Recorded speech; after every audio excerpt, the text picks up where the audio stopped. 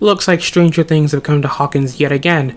Now how does it fare its fourth time around? I'd say Stranger Things Season 4 is the best one we've had yet, at least with the first volume. This go around, Netflix has taken a bit of a different approach when it comes to releasing Stranger Things. Rather than releasing it in one big chunk, instead they released it in 2 volumes. Volume 1 consists of the first 7 episodes, and Volume 2, which will be released in July of 2022, will have the remaining 2 episodes. Considering its competitors like Amazon's Prime Video and Disney Plus have been using the more weekly format lately, I think this was a good idea for Netflix overall, and I think it definitely helped Stranger Things. These first 7 episodes are really getting me hyped for the remaining 2 that we'll get in July. Wait. What? With all that being said, let's now focus on the first 7 episodes that we got. Stranger Things really upped the horror when it came to this show. Right off the bat, we're getting a bunch of scary scenes that really make your bones start chilling. These scenes are well choreographed and have an ample use of CGI that really makes it up the ante when it comes to scary. I can also say the CGI looks quite good on the monsters from the Upside Down. The main antagonist of the season, Vecna, and all of its small creatures and minions that serve the Mind Flayer, all look pretty good. Another thing that took a step up was the storylines. While I do think the storytelling is definitely a series high, I do think the balance of which ones are being focused on could use a little work.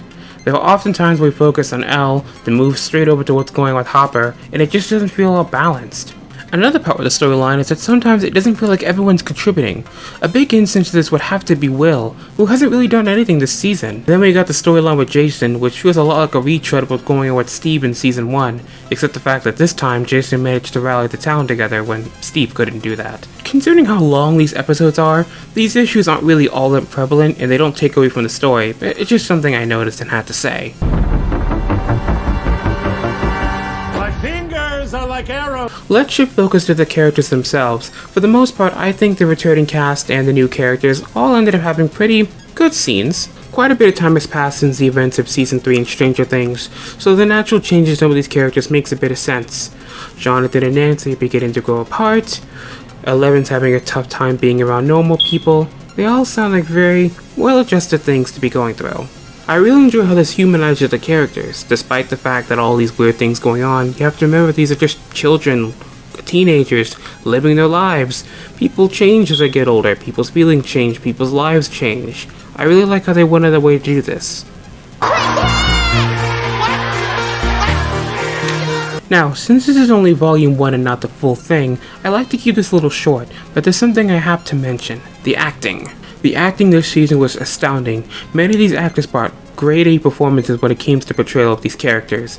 2 standout performances had to be Sadie Sink and Millie Bobby Brown. Both of them managed to perfectly encapsulate the terror that their characters were going through specific scenes.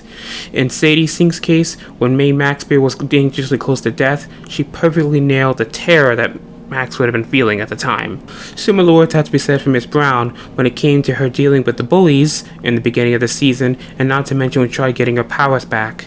Everyone brought their A game this season, but special mention had to be made to those 2. It would not surprise me if this season got a number of Emmys and Grammys because of it. It's just that good. He was a hero for people. To summarize, I think Volume 1 of Stranger Things 4 is a wonderful addition to the series.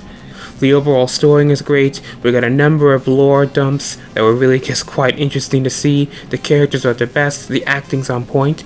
I do think the episodes are a little long and a little too drawn out, but for the most part, Volume 1 really sets the stage as one of the best entries of Stranger Things yet. I'm expecting Volume 2 to keep the momentum going and really deliver home with Stranger Things 4, but we'll just have to wait and see. Well, it looks like we have a new winner. Hey guys, thanks for watching. If you like what you saw, try to give a like or leave a comment. If you didn't like what you saw, try to leave me some feedback to see in ways I can improve. Thank you. Have a nice day.